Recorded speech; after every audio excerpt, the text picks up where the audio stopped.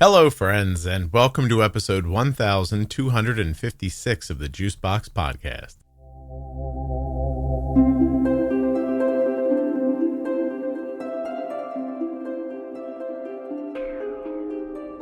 When Jenny was 31 years old, at 30 weeks pregnant with her second baby, she was diagnosed with type 1 diabetes on Christmas. Please don't forget that nothing you hear on the Juicebox Podcast should be considered advice, medical or otherwise. Always consult a physician before making any changes to your healthcare plan or becoming bold with insulin. If you're looking for community around type 1 diabetes, check out the Juicebox Podcast private Facebook group, Juicebox Podcast, Type 1 Diabetes. But everybody is welcome. Type 1, Type 2, gestational, loved ones, it doesn't matter to me. If you're impacted by diabetes and you're looking for support, comfort, or community, check out Juicebox Podcast, Type 1 Diabetes on Facebook. When you place your first order for AG1 with my link, you'll get 5 free travel packs and a free year supply of vitamin D. drinkag1.com/juicebox. I actually took a break from recording this to order myself some shorts for my upcoming vacation from CozyEarth.com. I used my own offer code Juicebox and I saved 30% off of my entire order. I swear that just happened. I don't know why I'm so easily distracted. Having an easy-to-use and accurate blood glucose meter is just one click away. ContourNext.com/juicebox.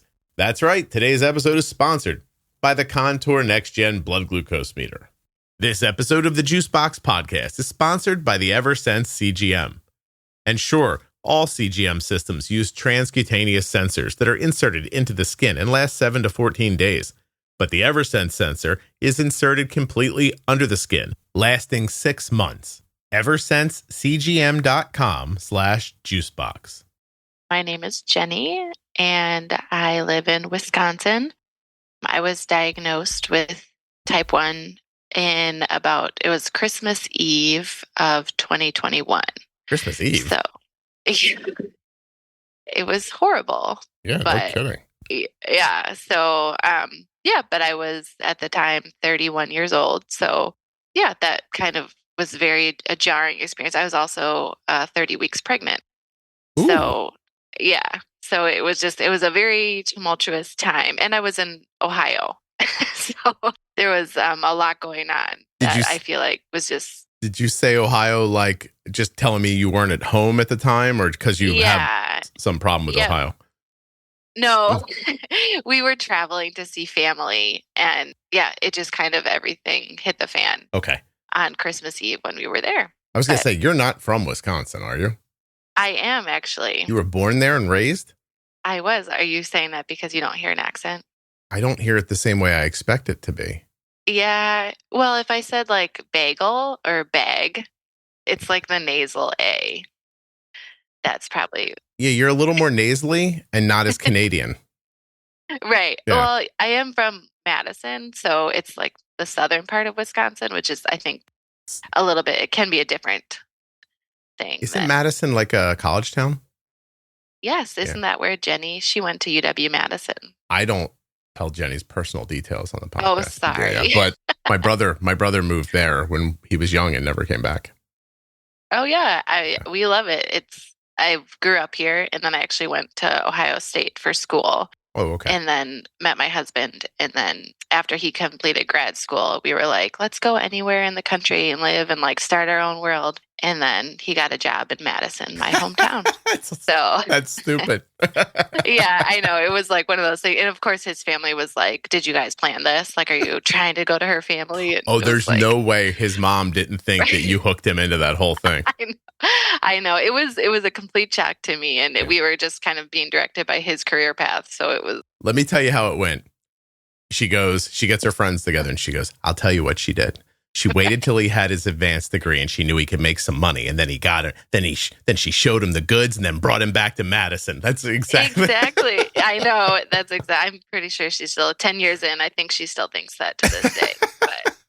That's hilarious. Well, what bad luck. I just love the idea of like, the world is our oyster. Let's go home. Exactly. Yeah. And poor him. I know. I mean, I don't know what's worse, Ohio or Wisconsin. Like they both sound I mean, no offense, but you know what I mean? No, well, it's funny you say that. Yesterday we had like 70-degree day and today is 16. So it's stupid. It's like, what the heck? I would imagine people would be running around in the streets yelling, I'm crazy. I feel crazy. Yeah. Well, it is funny. It's like if you catch people like on a sunny day in Wisconsin in the winter versus like a cloudy, rainy, snowy, gloomy day, you get two different people. I bet. No, I imagine that's true. Okay, so let's pick through this a bit. How many kids do you have? I actually just had my third at the beginning of this month. Ooh. So, geez. yeah. All right. So how old are they? What are their ages? My son is 3.5. He'll be 4 in a couple months. And then my daughter is 1.5. Will be 2. And then my son was just born on February 2nd. Wow. I don't want to be crass, but you are pumping them out. I know. Yeah. We're well aware of that. That's like our dynamic right now. It's just like we keep looking at each other like, what did we get ourselves into? Yeah. I mean, you should stop. I feel like you bought like a parakeet and then you looked up and you had 10 of them and you're like, I don't know why I did this. Well, that's the funny thing too, is we also have 2 cats and a dog. And so it's like literally like you look around and you're like, this is a zoo. Like we're in a zoo. Do you work? Jenny, can I ask? No, I don't. After my daughter, my second child was born, I stayed home with the kids. So you're telling me that you have food in the house? Like if you opened your cabinets right now, there'd be food in it? I think so. Yeah. Okay. So you're telling me that if I get a grad degree somewhere and then move to Wisconsin, I can take care of another person and 3 children, a couple of dogs and some other stuff. And do you live in a house? We do. Yes. What the hell kind of magic place is this? Right. Well, I mean, it is. We're kind of isolated out here in the wilderness of Wisconsin. No, I'm just kidding. My husband rides a cow to work. I think he has to milk it. Yeah. So, yeah. But no, that's astonishing. Like you couldn't live here with 3 kids and 1 income. Oh, well, yeah, it's actually funny you say that. Madison actually has a very high cost of living. It just, for our story is really, I think a lot of like, we got into our house right before the big like skyrocketing of the market, kind of like a timing thing. I feel like it really worked out in our favor. Are we avoiding saying the husband's like a hedge fund manager or something like that? Like, no, not at all. No. Okay. So yeah, it was just, I feel like we lucked into a lot of like timing things as well as just, yeah. No. All right. Well, good for you. I mean, seriously, That's wonderful. Oh. Although you seem a little too comfortable making the babies. I think maybe that should stop. Right. I mean, you're not going to have more kids, are you?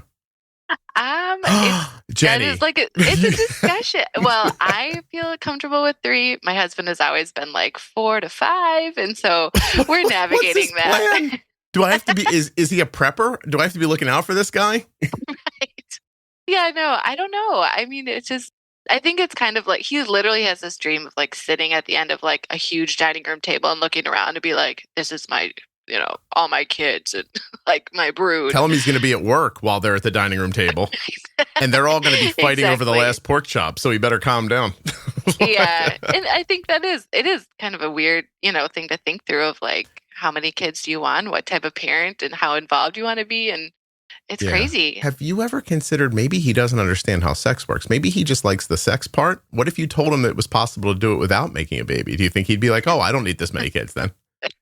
Yeah, I'll have to run through some slides with him of like, this is how it all works. Yeah. I mean, I got to tell you, I know a lot of boys. And if every time ended with a baby, each person would have 10,000 babies. That is, yeah. One of my friends is like, you're just like fertile Myrtle over there. What's going on? I'm like, okay. Oh, Jenny, are you trying to name your episode? This is so hilarious. Because like, my husband's going to die. He's like, oh, God. Yeah. Well, listen, he's halfway to death now. He's probably exhausted from having sex.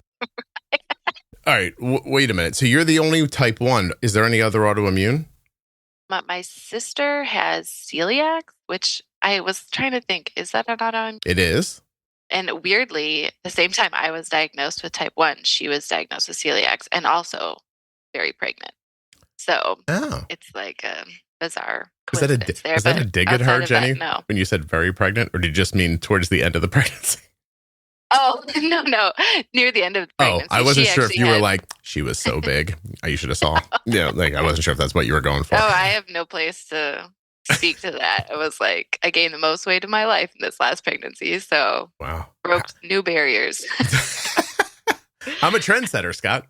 Right, exactly. So, okay. So you're 30 weeks pregnant, 31 years old in 2021, and you get type 1 diabetes. So prior to that, you were maybe around 28-ish and pregnant, maybe 26-ish and pregnant. Is that about right?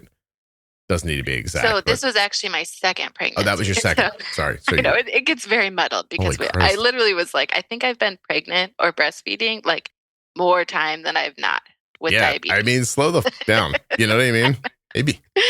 Maybe give your nipples and your hooch a break for a second.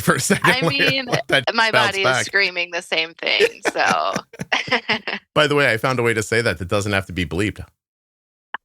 But hooch. I think that can stay in. Nice, perfect. Let's roll with it.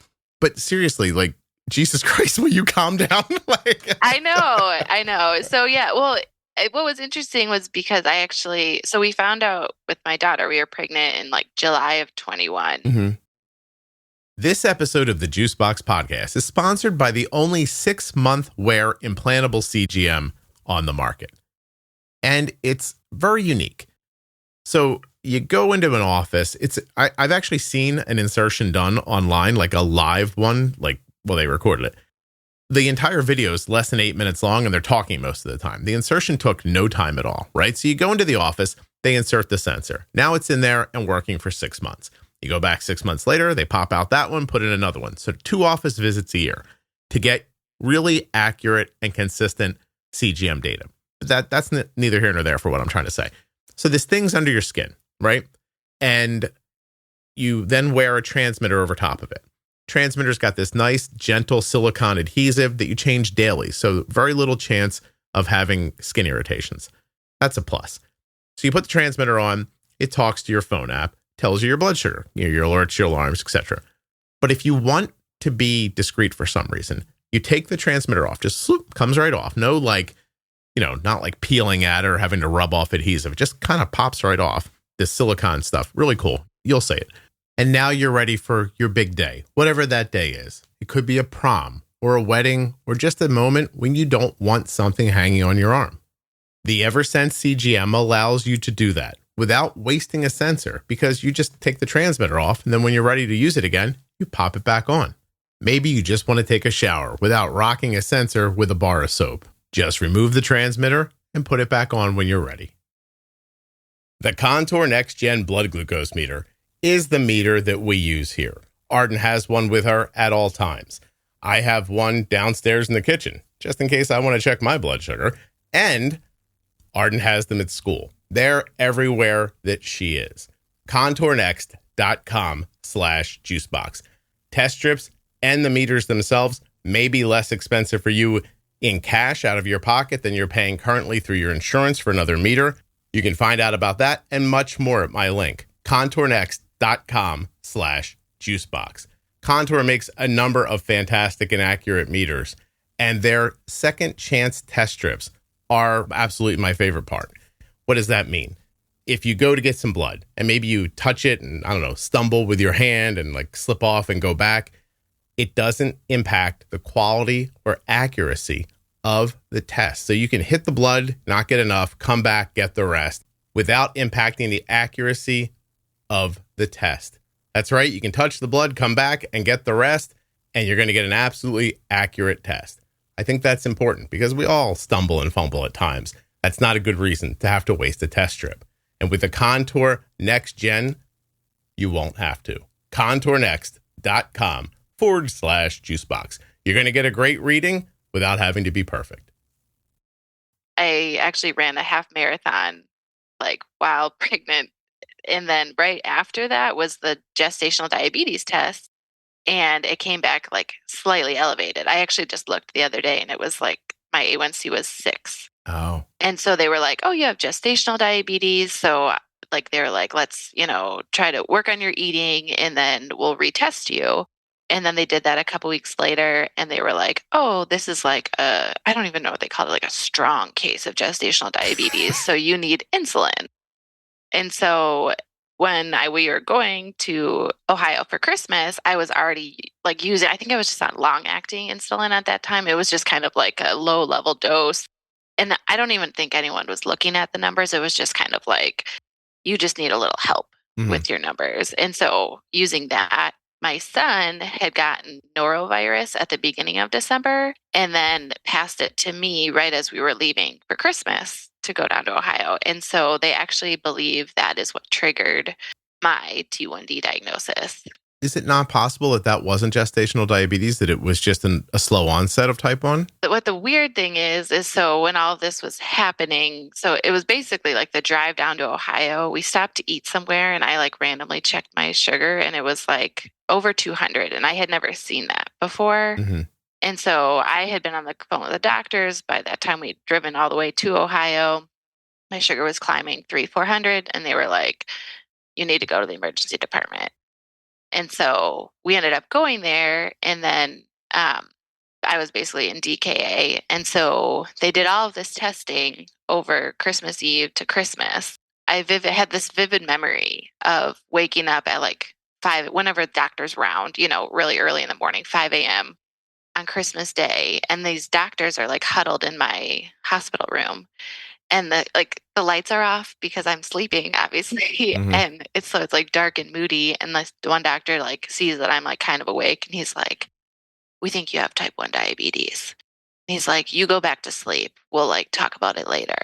And I was like, what? I don't think you understand how sleep works, but okay.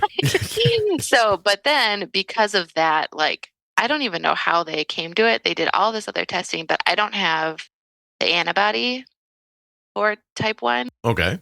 So they were very hesitant to label me. And they were just like, we don't know if this is just like your gestational diabetes going wacko or what, but like, we're going to put you on more insulin. But like I said, we were in Ohio. And so it was like this moment where like, I don't want to be stuck in Ohio while all this is getting sorted out. They had brought my sugar down, but it wasn't stable at all. I didn't know that at the time. Okay. But it was basically, I think they just like kind of gave me a bunch of insulin and they were like, we'll write you a prescription. You should get home and like get this figured out with your primary care provider. And you should get out of here because we don't want to deal with you. Yeah. Right. And to be fair, I think we were a little persistent in wanting to leave too, because it was like, Christmas. Again, we weren't home. It was Christmas. My son was like he's like unaware. So anyways, we leave my family in Ohio, jump in the car. We're trying to call these pharmacies to like get my prescription filled. That's like on the route home. And so we're like in the boonies of Indiana and I'm like picking up this insulin prescription I've never used before. I pick up the insulin and they didn't tell me that I would need to also get syringes. And so then by that time had gotten on the road. I'm like looking in the bag and I'm like, how do you put this file of stuff into your body? And so it was just like a really ridiculous situation. So then we had to stop again to get needles. And so then I'm like, this is so bizarre. I have a bag of needles, as we're driving along. And so by this point, my sugars are again uncontrolled. The doctors are checking in because obviously I'm 30 weeks pregnant. They're concerned about the baby. They're concerned about me. And we get to Chicago, like the Chicago area, and I'm on the phone with our doctor in Madison, which is like an hour and a half away. And they're like, we don't feel comfortable telling you to come to us. You should go to a emergency room in Chicago. And I'm like, they didn't want you to wait that long. I mean, it's only a couple hour ride, right? Exactly. Yeah. That's what we were thinking. But I was like, I have my son. Like, we're literally not going to check into this hospital. It's an hour and a half away from our house. And you guys know what's going on. Like, it just didn't make sense. But I think they were just really trying to kind of cover themselves of like, your sugar's high. We want you to go. So we ended up they literally made me say, I acknowledge that I'm going against medical advice. And we drive the hour and a half. I call my dad and I'm like, can you come get my son? And so they literally meet us in the hospital parking lot. I go in, I get admitted. I'm once again in DKA and they basically just triage me there and try to bring my sugar down again. And I really, this is sort of hazy for me because I was very still unaware. I didn't know what type 1 was. There was the doctor in Ohio who was like, we'll have a discussion later. That discussion never happened. So it was just like, I had no clue what was going on. And they ended up coming to the same conclusion of like, even though you didn't test for antibodies, we think you have type 1. But again, for some reason, and this is so bizarre to me, is I was in the hospital for one day and they sent me down to the diabetes clinic to like get, the spiel. And I was still so sick. Like I remember feeling so nauseous the whole time that the provider was speaking to me. And then they literally wheeled my wheelchair out and they're like, okay, we're going to discharge you because you have all the things you need. And literally, as my husband goes to the parking ramp to get the car, I start vomiting. And they said, okay, I think you're still getting things out of your system. They cleaned me up and sent me on my way. Is that the technical term for it? She's Yeah, getting all the bad out. Don't worry. But then, of course, like, because I was so nauseous, I wasn't, taking in any information from the provider. I didn't have a clue what to do with my insulin or anything. My sugars once again climbed at home. So then I'm on the phone with the hospital and they were like, you need to come back in. And so then finally, I think something clicked for all of us. And it was like, we can't just have like a overnight stay for you. So basically I was admitted for the hospital and it ended up being about a 10-day stay because with the norovirus, and it was still kind of pandemic time, they weren't sure if it was like COVID or like if there was, crazy reactions or something. And I ended up having these really severe migraines, and I've never had a migraine in my life. And so that kind of sent them on this trajectory of like, they thought I had a spinal cord injury for some bizarre reason. Like, I'm not laughing. Listen, my mom died in Wisconsin in a hospital. And I'm just saying, it's none of this surprising to me. But go ahead. Go ahead. Okay.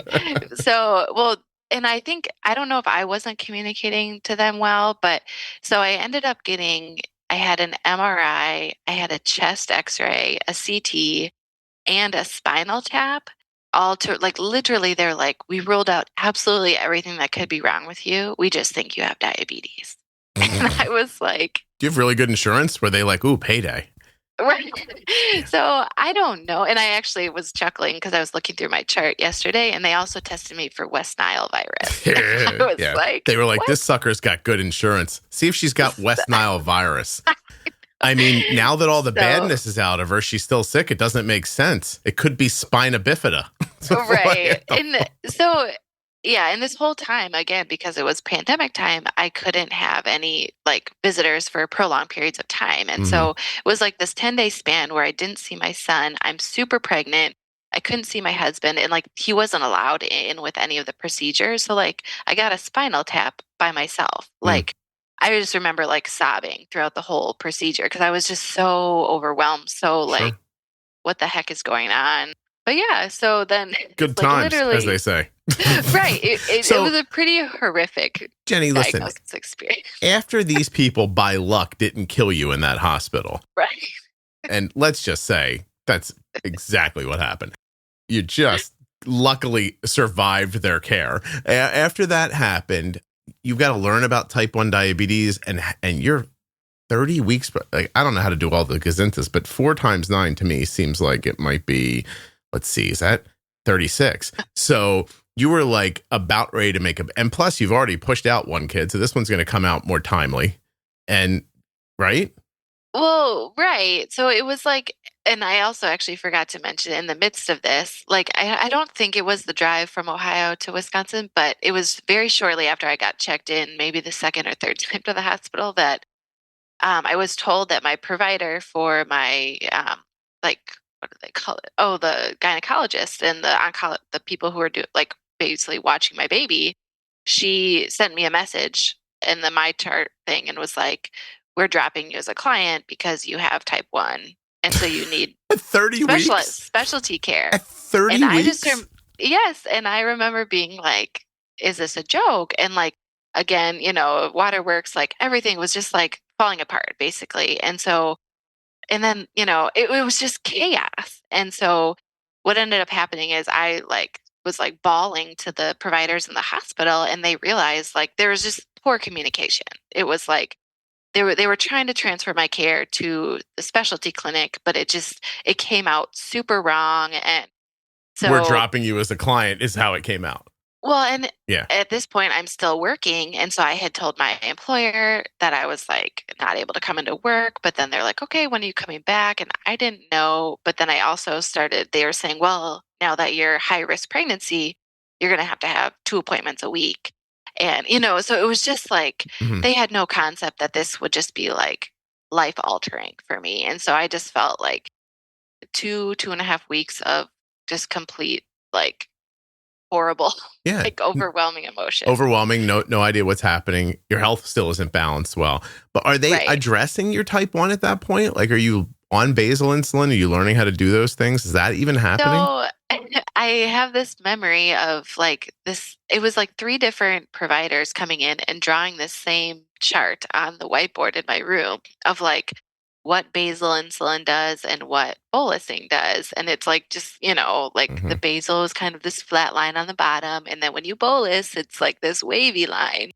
And that's really like my core memory from what I remember of that'll that. get Like, you through. fully. So I guess at this point I was very suspicious of like the doctors and just like the care. I just felt like it had been horrific up until this point. But then it was like a complete 180 and I started going to this maternal fetal medicine doctor who also they coordinate with a CDE, and she was like, this is my full-time job. I only see pregnant women. Like, I'm going to get you through this. Right. And she was like an angel. And I've actually been able to work with her then for my 3rd pregnancy as well. And Terrific. it was like night and day.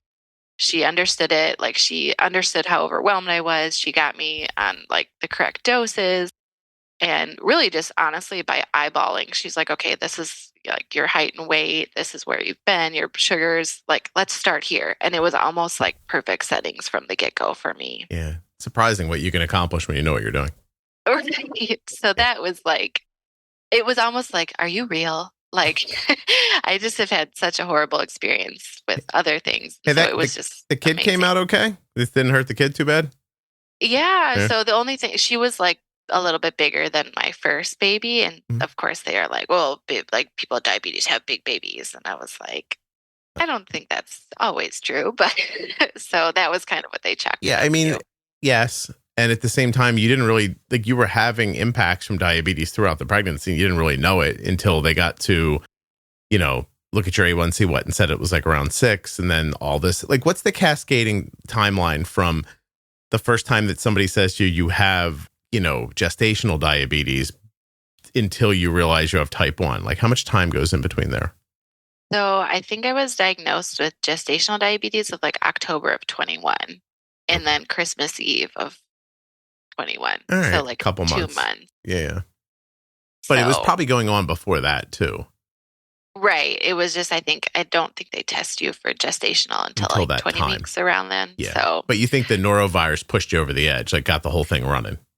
that's what they claim. I honestly have no idea. And at this point they like, and it Who literally cares? was like, they're like, you don't have the antibodies for type 1, but like, we're just going to treat you as if you have type 1 and move on because Right. this has just been horrible. Yeah.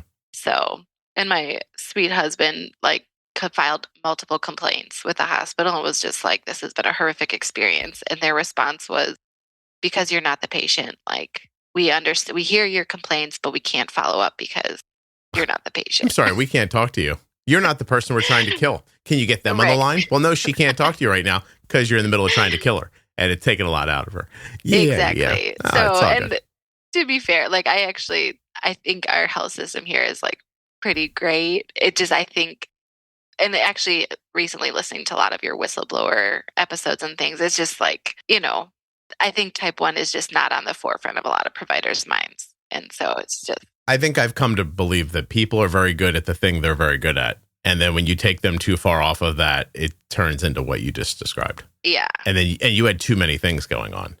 So, you know what I'm saying? 10 too Yeah, many. You had too many things going on. So the confusion, everybody gets pulled off their focus. Nobody quite knows what they're talking about. They're all bumping into each other. They're privately hoping one of the other doctors figures it out while it's happening. Yeah, they're like, maybe she'll get it. I'm Or just going to maybe lay me back as for the a second. patient will tell them. Yeah, maybe you could figure it out with the internet and get back to us, please. Right, exactly. Okay, yeah, we're all in trouble, but that's not a discussion for now. You're enjoying the whistleblower episodes? Oh yeah, I think yeah, it's especially interesting. So I also weirdly worked for the hospital system that I was receiving care from too. Okay. So as does my husband currently. So it's a very funny dynamic, but we both are on the like finance business side of things. We're not clinicians at all. Yeah. Yeah. And so it was a very interesting time for that. And like moving forward, I've actually shared some of the whistleblower episodes with my husband and we kind of just like chat about them just Yeah. because he actually works in the emergency department, but on the business side. So he has this interesting perspective of like, he knows a lot about the clinician, like medical side, but his head is in the business world. So he sees both sides. Well, So I don't want to say this publicly, but it sounds like your husband would be a good guest on those podcasts, doesn't it? oh my gosh, it's going to give him such a big head. No, I mean, if he knows the business side of the ER and wants to be anonymous. I'll run it by him. I mean, I do have to say he's a very good employee. I think that he's very fair. Like I always Well, I'm not looking. I want to be clear. I'm not looking for people to shit on each other. I just want to hear what's going on. You can all decide what to make of it on your own. It's not up to me. Yeah. And I also think that it shouldn't. I genuinely believe it shouldn't dissuade people from seeking out healthcare. Like that's not my point either. I just really am starting to think that you need to find the person who knows what they're doing. Like if you go to the ER, you need to go to the ER with an ER thing. Like I banged my head on something. A car hit me. My leg snapped in half. These are ER things. Like they work great. Like I'm vomiting and I can't stop and I don't know why. They'll calm your stomach down and help you get through it. But if you want something after that from them, they don't have that. And nuance is lost on them sometimes as well. Oh, for sure. And I think what was at least interesting for myself, but also my husband was I think my diagnosis and just the struggle to like get clarity from what was going on was very eye-opening for both of us because I think my husband had some health issues, but like up until that point, I feel like I just went to the doctor because that was like, oh, once a year you're supposed to go to make sure you're not dying kind of thing. And like, so, but this diagnosis like totally just like tore that apart of just like, I think I had almost blindly trusted like, oh, this is a doctor, they'll help me. And like, while I still think that's true, I do think, it's like I have like a diagnosis that is just not well understood by the like common doctor, I guess. And so I think that I had never experienced anything like that. And I think for both of us, it was like, whoa, like you do have to be your own advocate because otherwise they'll just, like you said, take you down this crazy winding path. And you're like, how did we get here? 1,000,000%, Jenny. What I see happen, and I think it's pretty common, right? Is like if you're lucky and you get through your teens and your early 20s and you're not a sick person, then health is not a thing you think about. Right. You eat what you want, you're fine, nothing goes wrong, etc. You get into your 30s and something maybe sputters a little bit. And you do have that feeling like, well, I'll go to the magic person. The magic person will take care of me, right? Like I'll go to the witch doctor and she'll just sprinkle something over my head and I'll feel better when it's over. And then when you start having things that are layered or difficult or chronic, and you realize that's not what this system is built for. Like I have to go find a specialist, but even often then a specialist is just a person who is working in a more focused system, but it's still a system. It's not a thinking person's game. Meaning, how do I mean that? They know the steps they're going to take. They know them before you get there. It's not unique to you. They don't listen to you in your story. You come in, you go, I have this happening. They go, oh, well, this is step one when someone says that to me. Right. And then that's it. And you think they're having some like deep personal connection with you. And you come to realize later that 45 minutes after you leave, they don't remember you. And the next time you come back, they do not recall having seen you before. So that's the real world you're in then. Yeah. Yeah. Which is interesting that you mentioned that too, because for the brief period that I wasn't, I guess actually that's not true. I was going to say I wasn't pregnant, but I was. You're always pregnant, Jenny. Stop it. I should just, let that go. When I was diagnosed with type 1 and I had 10 weeks left in the pregnancy, I was just doing shots. And so then when we found out we were pregnant with my third, I was like, I think I want to go on a pump. And I had just basically recently found out I was pregnant. I was like, okay, perfect time. I wanted to do Omnipod. And so I reached out to my regular endo at the time, who I didn't have a great relationship with. They're very conservative. It's just the kind of like don't die management philosophy. I had gotten that vibe from them. I reached out to get a pump. First of all, there was like no response, like from their office. I had messaged them, I had called, and they were just like, yeah, we're working through the orders. And I had to follow up multiple times. And finally it came to this point where I got this provider on the phone, and they were like, we don't want to give you a pump because it looks like from your data that you're having a lot of lows. And I was like, but did you read the reason why I wanted a pump was to like eliminate these lows and to like have more control? And they were like, well, we don't feel comfortable until you can show us that your management is like good to get on that pump. And so they basically put up a roadblock where I was approved through insurance and everything was a go. And they were like, we just need your doctor's, basically the prescription. And then Omnipod was ready, like, everything. No, thank you. Right. She needs to understand what she's doing before we help her to understand what she's doing.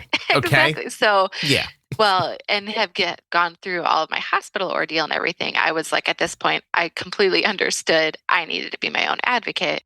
So I ended up filing a complaint against my endo office. And that like was hilarious. It like went up the totem pole immediately. And the next day I got 3 calls from the endo office, and they were basically like, what can we do to help you along in this process? Like, and it's just total, hey, we just got in trouble, so we're very willing to do our jobs now. And so it was literally like I had worked like almost a month to get any response from them to figure out why they were stopping my pump orders, to then within 2 days I had the order at the pharmacy and we were on our way. So man, let me ask you a question, because you're a younger person, right? Does that all surprise you? Like, did you find that all shocking that that's how it works, or how it worked for you? I mean, it doesn't work like that everywhere. Some people are very good at their job. I'm not saying otherwise. Sure. But that there's that level of apathy and incompetence at a medical situation. Like, were you stunned by that? It was very discouraging for sure. Because again, I think it really burst my bubble of like, these doctors are like, I don't know. It was almost like, are you even on my side here? Like, it felt like I was fighting them rather than like fighting with them. Yeah. And that was an uncomfy feeling. Like, someone in my family is going through something very similar right now. It's more insurance related, but at the same time, to see the apathy from the doctor is also very interesting. So this person, I'm not going to identify them, so it doesn't matter. But this person is been told they're pre-diabetic for a year and a half now. And their A1C is creeping up. So about a year ago now, they gave her a GLP medication. And it starts helping, right? Losing weight, A1C is coming down, everything's great. Well, then the insurance industry realizes that everybody wants a GLP medication, and they stop it. They're like, no, you can't write it off label. It's for type 2s only. So, type 2s, if you want Ozempic or Mounjaro, you have to have type 2. If you want Wegovy or Zepbound, you have to have a weight issue, right? This is how it has to be. They take it from her. It completely goes backwards. Her A1C starts going up again. She's working out like crazy, eating well, doing all these things, like barely like making a dent in anything, right? Like her A1C, I think, moved down like 0.2 from like working out like a fiend. And she goes back to the doctor and says, look, I got small children. I'm trying as hard as I can. I think you can see that I am. It's not working. I need this GLP. I don't want to die. Like, she started giving her the whole story.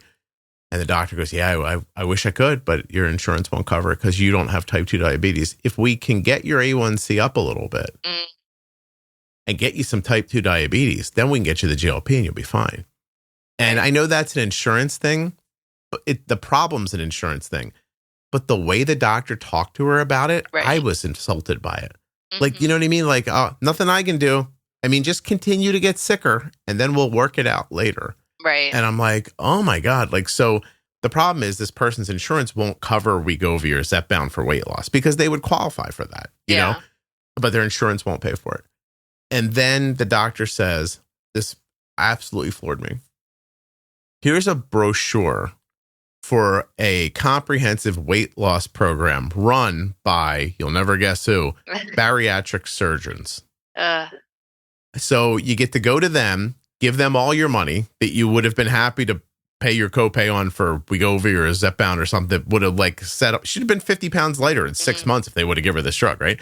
Instead, we'll go to them. I'll work out hard, not lose a bunch of weight. And then they're going to suggest to me that I have, gastric bypass surgery, which my insurance will pay for. Yeah. So she goes like, well, what if I just I don't want something that invasive. I just want to try to shoot the juice and see what happens. Mm-hmm. You know what I mean? Sorry, no. We'll put all that money somewhere else, but we won't put it where it will help you immediately. Right. So they're going to torture her for a year, then tell her, it didn't work what you did. Let's cut you open now and make your stomach the size of a thimble so you can drink 4 ounces of juice a day. Right. And we'd be happy to pay for that. Yeah. I mean, well, and even it's wild to me, like the procedures, not only that the insurance and all the hoops you have to jump through there, but even like I've been in the hospital quite frequently with having babies or DK or whatever, but the like protocols that they feel like that are mandated, to the nurses. Like I had a low at the hospital when I just had my son a couple weeks ago, and the nurse looks at me and she says, okay, protocol demands that you drink 2 juice boxes. And I was like, 2? Like, I said, I had my Dexcom on. I have been treating it. I had like gummy worms or something like by the bedside, and I've been eating it. Like, I'd like to just see kind of where we level out here. Right. She's like, okay, I'll give you a couple minutes, but I'm going to come back. And if it's not whatever, I think it was like they wanted it to be up at 85, 90, then we're going to have to do the 2 juice boxes. And it was like this moment where I was like, you're acting like these 2 juice boxes are like okay for every situation ever. A law of the universe. Right. And it was just, so interesting. Like it just was weird to me. Well, no, it's the same thing though, Jenny. You're saying the same thing that I just said. She is saying to you, I don't care what would actually help you. This is what we do in this situation. Right. No one can think. And maybe that's smart. Maybe taking the ability to think away from people is valuable because maybe when they think they get it wrong. Like, I don't know. But like, you're not letting people think. I go to my kids go to an endocrinologist that is like a cash pay endocrinologist. I talk about this all the time, right? Our insurance covers it later, but we pay up front and our insurance covers it afterwards. You get an hour long when you go in to see her. You sit for an hour and you have a conversation and she talks to you about everything in your life and she listens to you. And then she tries to figure out how to help you. She doesn't say, oh, that thing you just mentioned, that makes me go to step 1 here on this flow chart. You drink 2 juice boxes now. And you go, I don't think I need 2 juice boxes. And she goes, doesn't matter. Right. The flow chart says 2 juice boxes. And then your blood sugar gets real high. And then she would have come back in and been like, well, we'll wait 3 hours and see if that comes down. Well, right. Or then they're surprised that they have people living with type 1 in the world who don't know what they're doing because they're, it's like they get told these protocols that should work. And it's just like, but it was an interesting dynamic too. I feel like I sound like I'm crazy. I'm pregnant all the time. But from my second pregnancy to my third pregnancy, how differently I went about the process. Granted, my second pregnancy, I was 10 weeks into diagnosis, so I didn't really know what was going on. So I pretty much trusted their guidance. Fair enough. Yeah. And I think I had a low when I had my second pregnancy with my daughter right after diagnosis, and their response was, oh, okay, like we obviously need to treat this low because I woke up sweating. I knew I was low. And they said, we'll get you a peanut butter sandwich. And I was like, okay. And, then it dragged out for like 40 minutes because this peanut butter sandwich was like doing nothing. But then so I had that experience in my head. So then when I got pregnant with my third, it was like from the get-go, I was like, I need certain things written in my chart. They were like, oh, we'll get to that, later on in the pregnancy. I was like, no, please write we'll do that it now. Yeah. So I don't end up waiting an hour and a half for a peanut butter sandwich to bring up a 60 blood sugar. Exactly. So it's like, thanks. I think I kind of developed this reputation. Like it was funny, the first time I would meet a doctor, I was very adamant about like, I didn't want a diet restriction when I had that is in the hospital. And I wanted to control my own pump and Dexcom. And so they had, like the first time it was you could tell the doctor was very affronted. But then every subsequent appointment I had afterwards, she's like, okay, we have the notes, just so you know. It was like, you could just tell she didn't want to upset me. But I was like, if this is what it takes, that I have this like reputation in this, baby area of who like cares? being a witch, like, sorry, but like, and it was Is that amazing. how you felt? Is that how you felt, that they looked at you like that? Like, I felt like they thought I had a very strong opinions, to the point borderline, like, she's a little, touchy about it. And it was like, well, ask me why I'm touchy. Like, I've had these horrible experiences. And then it was interesting, even now, a couple weeks ago, being in the hospital, I had a C-section. So then I was in the hospital for a couple days afterwards. The shift change in nurses, like some of the nurses were very willing to hop on board, and they're like, it seems like you have things under control. I'm here for your support. Jenny, can I ask a question real quick? You had to have a C-section with the third one that didn't pop out like he was sliding into second? Like, what happened? Well, I had a C-section with my second because she was projected to be like over 10 pounds. She ended up not being, and so then they kind of just said, like, it's your call, but we kind of recommend a repeat C-section. And my recovery with the C-section for my second was so amazing. So I was like, yes, I am on board. I gotcha. Okay, that makes more sense. I figured those kids were just coming out like paratroopers in World War II at this point, but I gotcha. Yeah. No, not at all. So, and actually I went to the date of my C-section with both of my C-section kiddos. So, yeah. Do you think right now that people are picturing a World War II movie where just troopers are just jumping out of this big airplane and opening up their, because that was my intention when I said it. Right. I hope that's where you're all at right now in your mind. Just these hundreds of parachutes coming out of this big hole. That's what I want you to think about. Meanwhile, isn't childbirth lovely and amazing? Right. So I'd like to, if I could, with the time we have left, I want to go through your third pregnancy. Sure. Yeah. So we see here how you set it up. You got your notes ahead of time. You made sure everybody knew your expectations. But then how did it actually go? I know you've got a second go round with the high risk pregnancy people, which you said you had a good experience with them too. But I just want to know, like, I guess I'd like to know, like, visit to visit, month to month, what was your actual, like, real lived experience? That makes sense? Yeah. Okay. It was interesting. I think there was a lot of factors. Like, so I got on the pump, I think, when I was like maybe between 10 and 15 weeks pregnant. So for the majority of my pregnancy, I was on Omnipod. And again, with my provider, the maternal fetal medicine CD, she was like a godsend for settings. She was just like, let's try here and I'll look at it in 2 days. And if it's, going wonky, we'll fix it right away. And so I really relied on her to like help kind of navigate that. And so I feel like from appointment to appointment, it was how they do it is I would meet with the CD and then I would have like a doctor visit afterwards to check on baby and everything. And like the CD appointment, it was amazing. I loved her. And then the doctor, they would like kind of try to go into talking about my sugars. And I was like, nope, like if I have a problem, I'll go talk to the CD. They're like, oh, okay. But so I think I had such confidence in my support that I just was able to kind of move through. When I found out I was pregnant, my A1C was like a 6.2. And with the help from the CD, I was like 5.4 to 5.6 my entire pregnancy. Wow. Like it got better because I think she's better at diabetes than I am. Well, you hadn't had it that long, right? Yeah, I mean, it was like a little over a year. Okay. So let's pause for a second. For the first year that you were managing on your own, you had like a 6 what, A1C?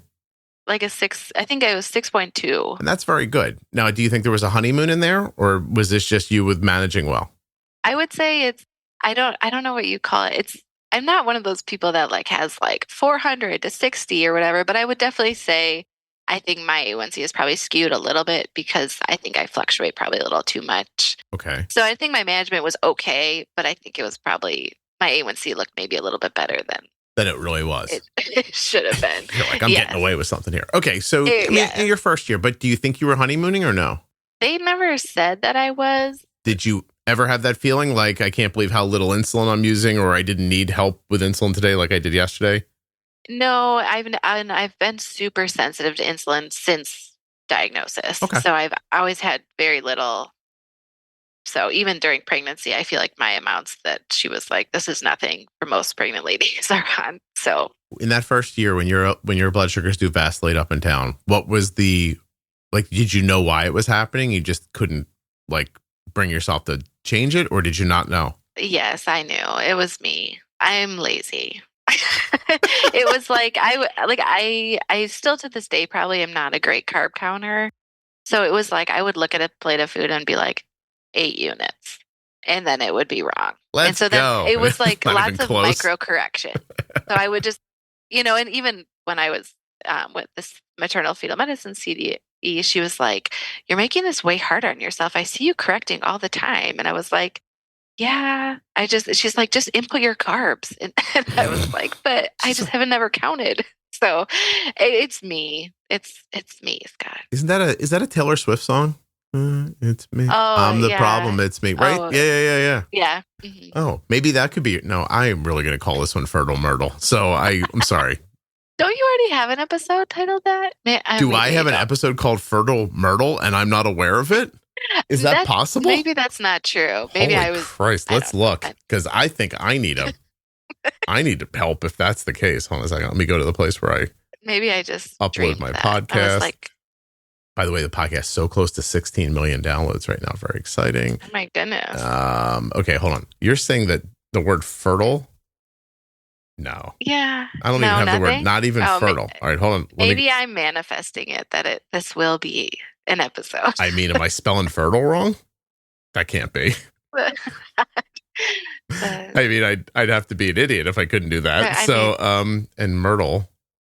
No, I'm sorry. We do not have one. We will. Oh, don't you worry. Okay. Also, on the problem, it's me, is everybody. I mean, for everything. You know what I mean? Like, I hear what you're saying. So wait, you're not counting your carbs. Was most of your problem? Yeah, well, because then I would just be guessing. And so it was like, even like, they just didn't have any good data because they were like, "Why did you do 8 units here?" And I was like, I don't know. Like, it was Tuesday, hungry. I also banked on like being a stay-at-home parent. I think is a little bit different lifestyle because I am able to have my phone around me and I can like take a peek at my blood sugars like pretty much whenever I want to.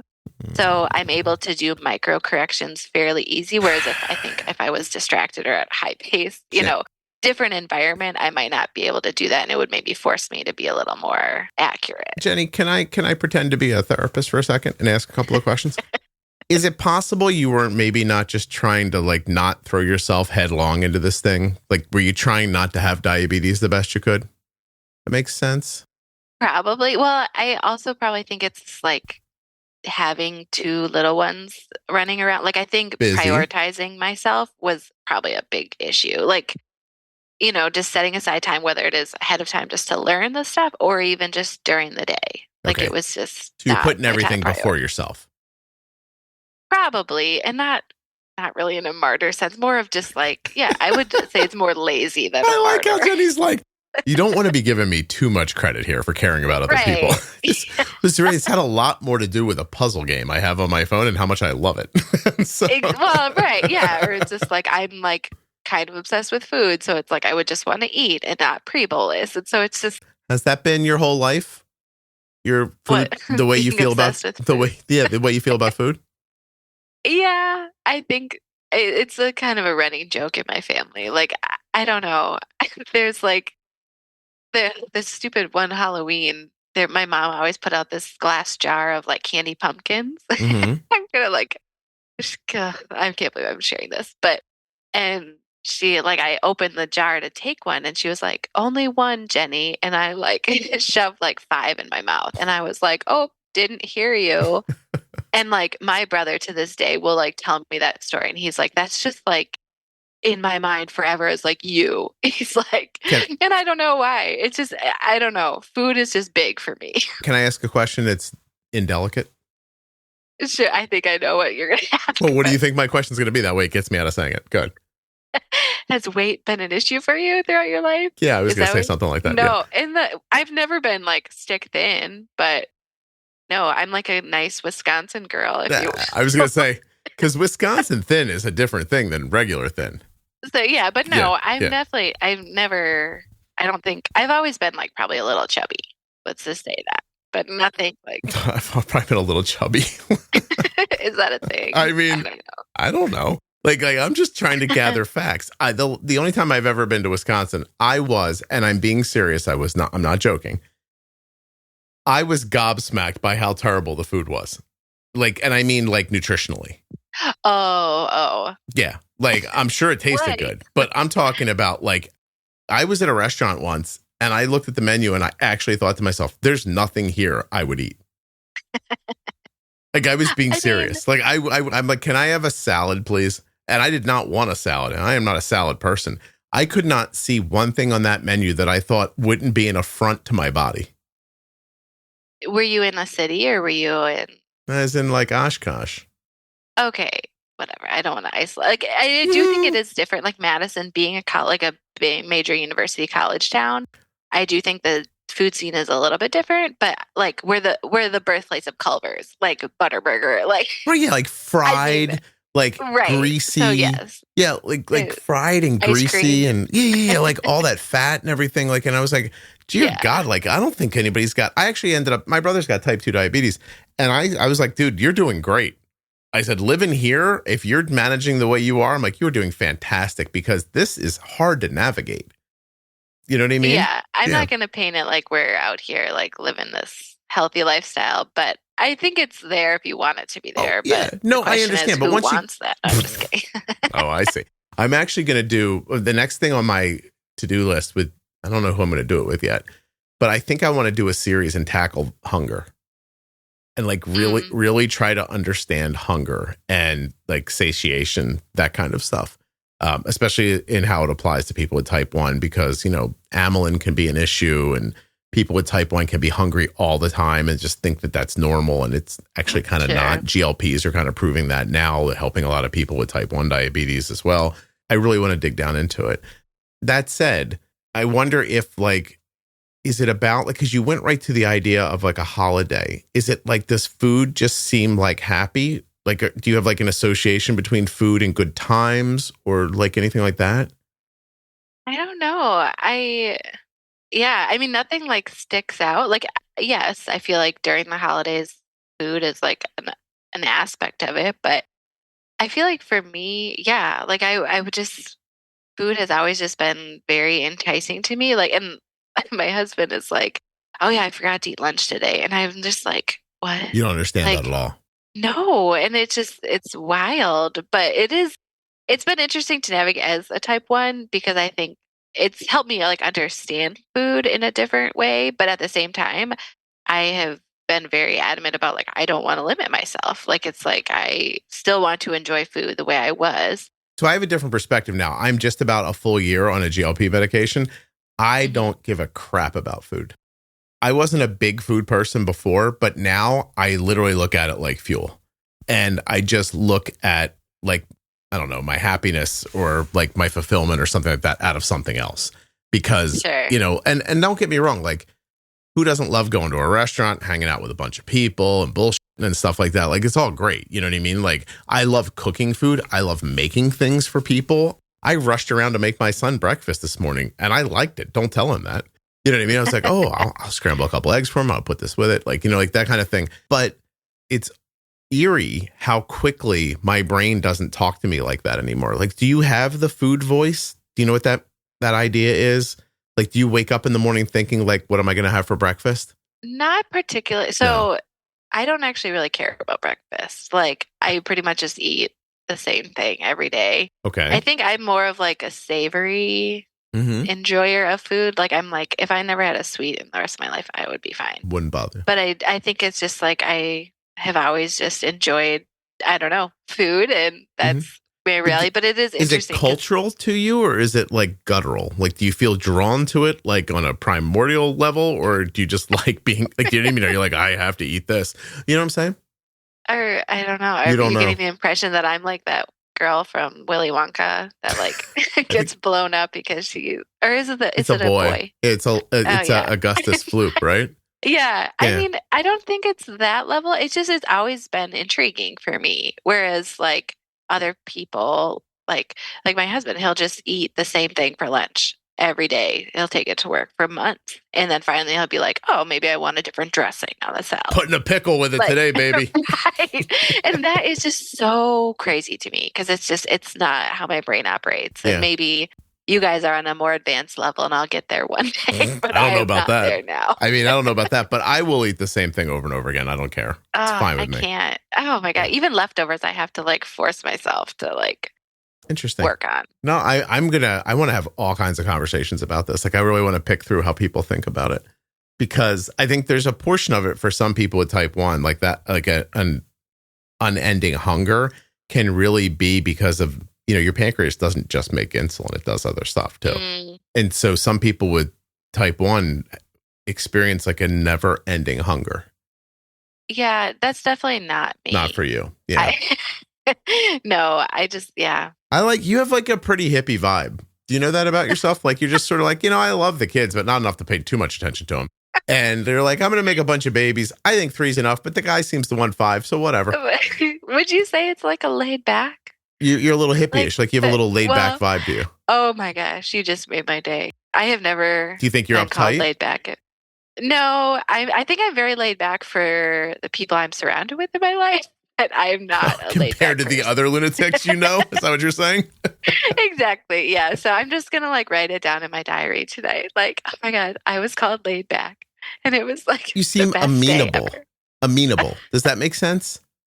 Well, let's take it this way, though. I think I'm amenable probably because we're maybe more on the same page on things. Like if I encounter something that listen, is not. If babies came out of a hole in me and I made 3 of them and I didn't want any more and somebody said I might want 4 or 5, I'd look at them and go, you're thinking about the wrong girl because I'm not doing that. Right. Like, but you were just like, I'm good with 3, but he wants 4 or 5. And you were like, right on. I was like, what the hell? No, I would.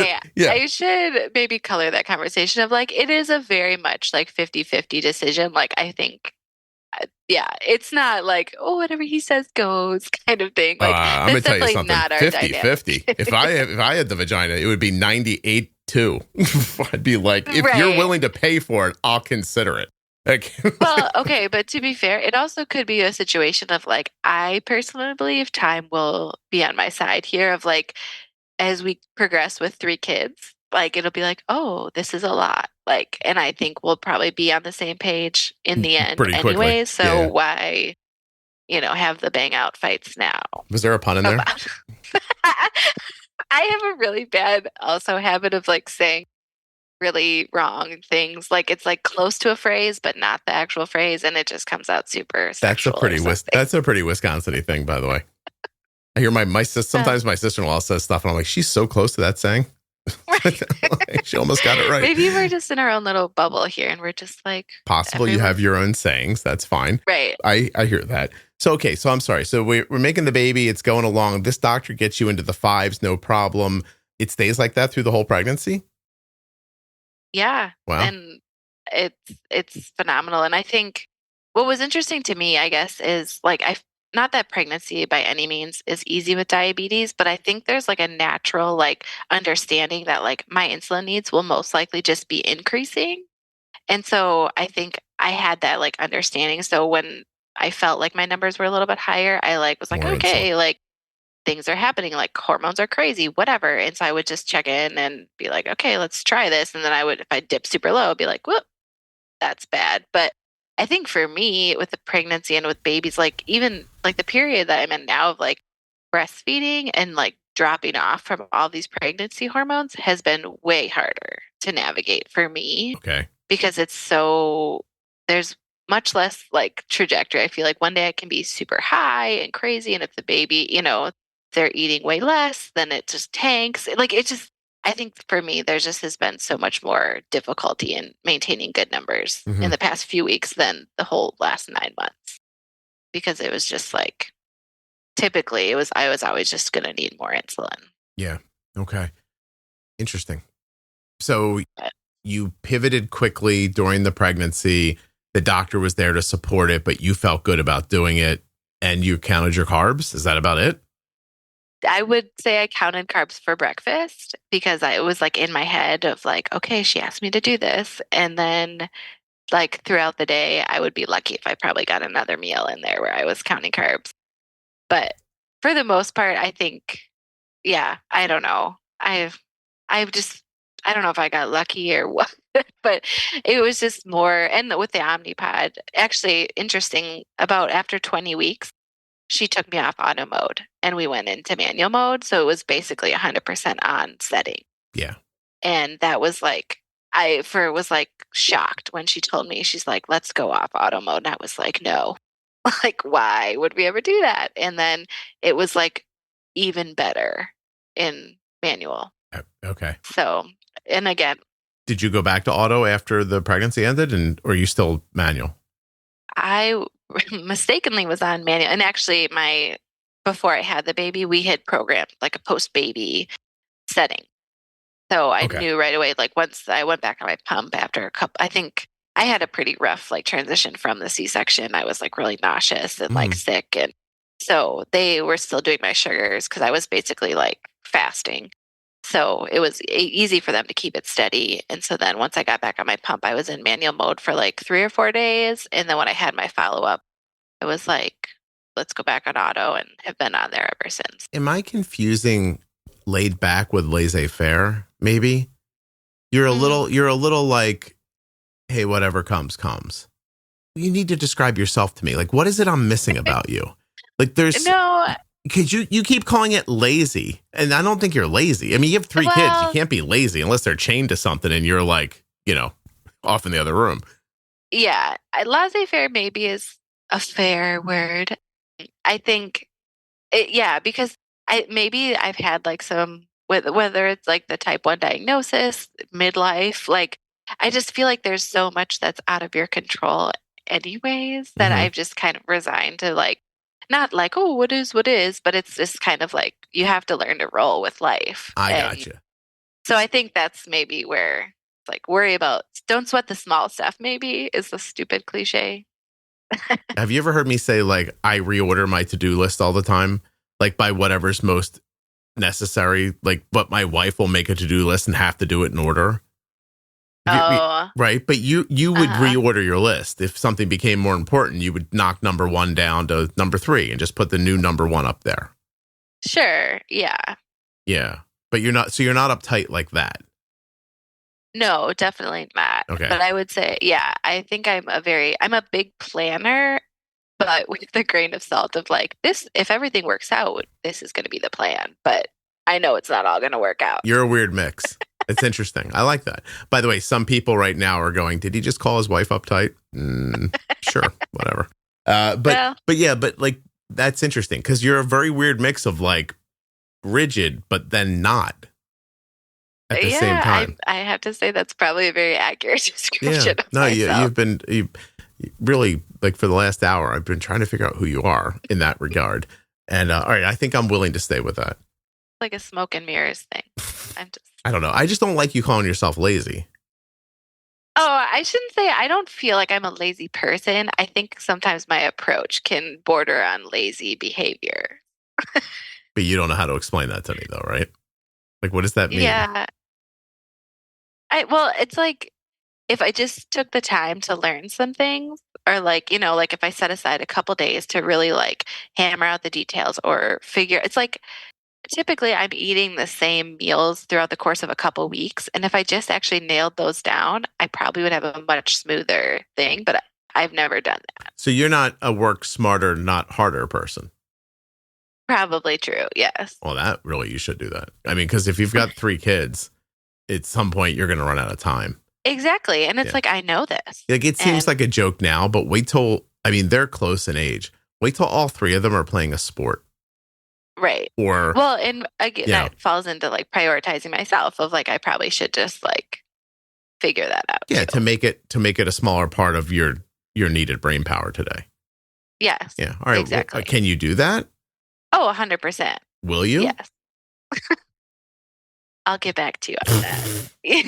I got a feeling. I got a feeling you're going to be busy having sex in 6 months. So like, I should, like, little things here and there, I think. And honestly, it's like, I feel like every guest says it, but it's like your podcast is super helpful because I do think it brings things to the front of my mind that probably should be there more often that I just kind of push to the back. Yeah. So I think it's Well, it was super interesting. helpful. It's interesting you said that because I was thinking earlier, you're that person who uses the podcast as a reminder. Just like keeps it something front of mind. Instead, yeah, it helps with that. I find that valuable too. I don't think everyone uses it that way, but I find it valuable for myself to use it that way sometimes.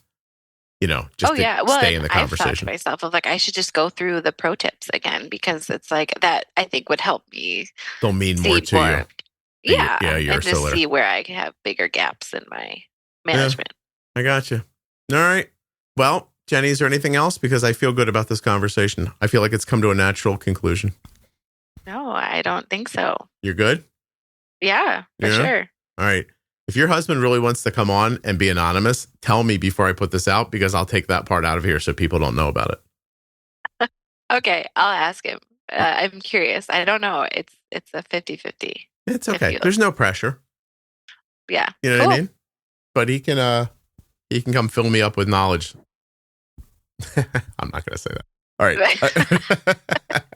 Never mind. Let's stop now. Hold on 1 second. Okay.